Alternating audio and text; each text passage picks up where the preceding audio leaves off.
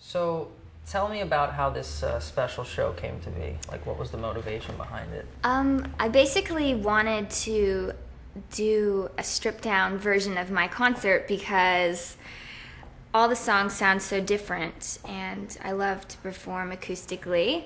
And as you know, of years of doing it with me, playing acoustic shows, that I don't know, it just showcases my voice differently without like a full band behind it, and it gives the audience a chance to really hear my voice, and I get to showcase the songs in a different way.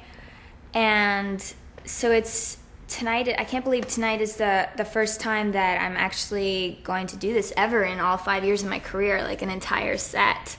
Usually it's just like a couple songs. So it's going to be really cool and mellow, and just it's like not like coming to a rock concert. It's going to be just like total singer-songwriter, mellow, more mature kind of show, which is cool. I'm ready to do it.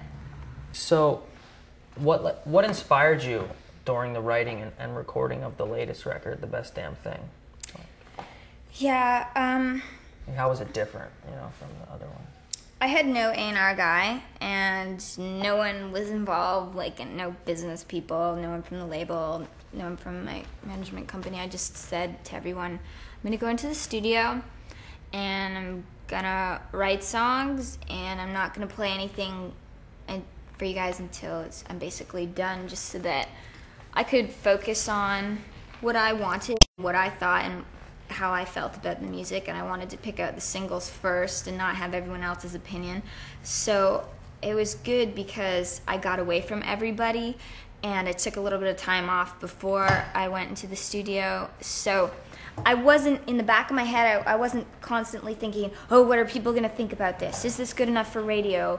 Or what do I need to do? I was just like really focused on what I wanted, what kind of record I wanted to create and have, and I was thinking about my tour and what kind of songs I wanted to play live. So this record was just a really fun record for me, and it wasn't serious at all. There's only a couple songs, like a couple ballads, that are a little more on that side, but for the most of it, it's like if we're writing and the song was kind of maybe turning into a mid-tempo, I'd be like, no, I don't want to do this.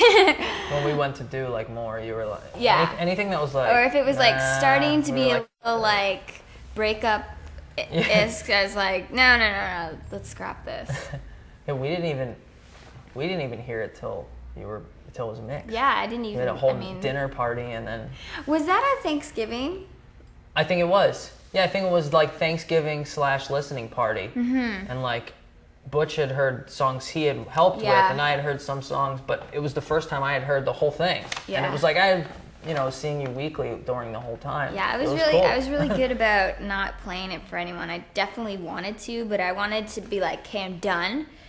Put it in, play all the songs, and like hear everyone's opinion on like see what songs stood out most to like everyone. And to me, the songs that are written faster, like the choruses that just come, like the words and the melody kind of come all at once, those are usually the better songs. That's actually what happened with Girlfriend for me. I just started singing it really fast, like, I don't like your girlfriend, I think you need a new one. And I wrote that song with Luke, and we looked at each other and were like, this is cool, and then like wrote it out in like 2 minutes. And then I came into the studio one day, and he had put this beat behind it, like the boom cha boom cha boom cha, and I was like, oh my God, because I felt like I'd never really heard anything like that before.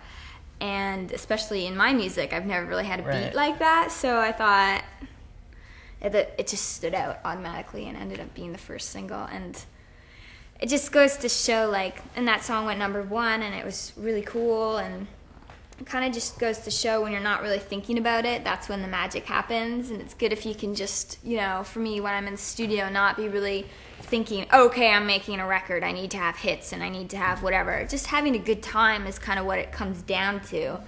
And that's what I did, and that's what I will continue to do on, in the studio writing my other records, because I think that's the key.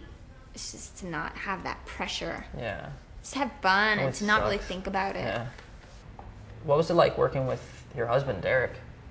It was cool working with him because he was working on the Sum 41 record, producing that, and I just had a couple songs. I mean, they were the songs we wrote together, actually, Contagious and One of Those Girls.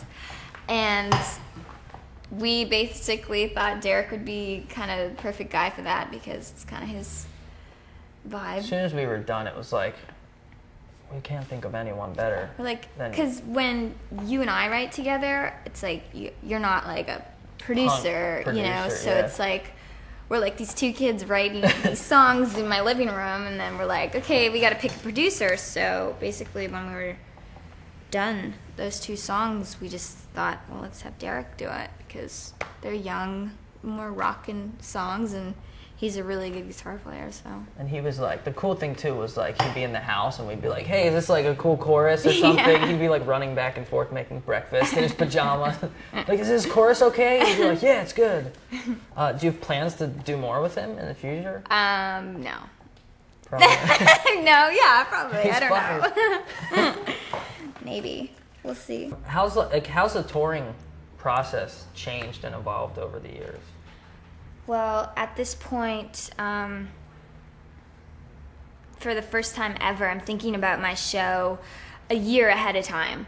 You know, I'm not touring really until 2008, and with it being 07 right now, I'm thinking about who I want to bring on for like lighting and the set design, how I want that to be. I'm, you know, thinking about different set lists and kind of prepping now and thinking about the theme and all that.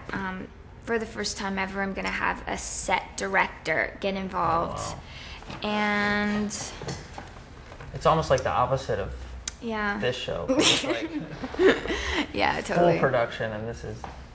Tonight I chose to just do a lot of my ballads, and you know, I kind of cut out a lot of the rock tunes and more upbeat tunes, but it's really cool because we're doing songs like Girlfriend, stripped down acoustically, slower, and I get to sing it like, instead of kind of chanting it and like screaming it, which is, a lot of my singles, you know, like Skater Boy and Girlfriend and are like more like, I'm anthemic, so I'm not yelling it, but I'm not really singing it.